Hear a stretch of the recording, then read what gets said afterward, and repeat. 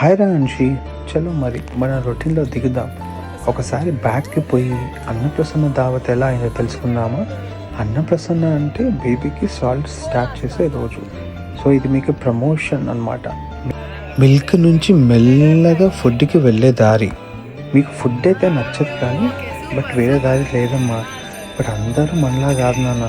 ఆ few kids అయితే wait చేస్తుంటారు, ఎప్పుడెప్పుడు ఫుడ్ దొరుకుతుందో, రొట్టెలు వేసుకొని నోట్లో వేసుకుందామని. మన అన్షికి ఈ దారిలో రావడానికి చాలా టైం పట్టింది.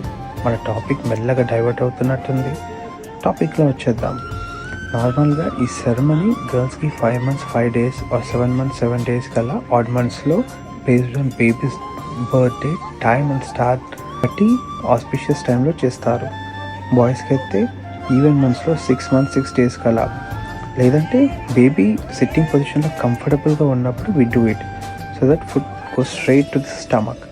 మనమైతే 7 months 7 daysకి దగ్గరలో ఉన్న శ్రీ మహాలక్ష్మి టెంపుల్లో చేసుకున్నాము. పూజ అయ్యాక పంతులు గారు అమ్మవారి ప్రసాదం బెల్లమన్నం ఇచ్చి అంచికి పెట్టమన్నారు. వీడియోలో ముందు చూస్తున్నట్టు ప్రసాదం తినిపించడానికి చాలా కష్టపడ్డాం, ఎందుకంటే అంచికి ఫుడ్ అంటేనే నచ్చదు.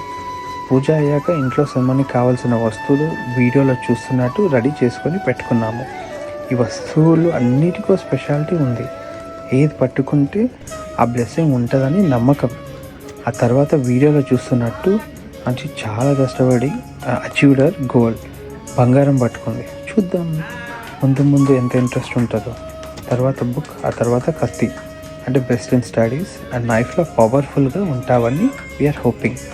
నెక్స్ట్ ఫ్రెండ్స్ అందరూ స్వీట్ తినిపించడానికి చాలా కష్టపడ్డారు. యాజ్ యూజువల్గా అన్సక్సెస్ఫుల్గా అయ్యారు. తర్వాత తెలిసిందే కదా, ఫొటోస్ తీసుకోవాలి, ఫుడ్ తినాలి.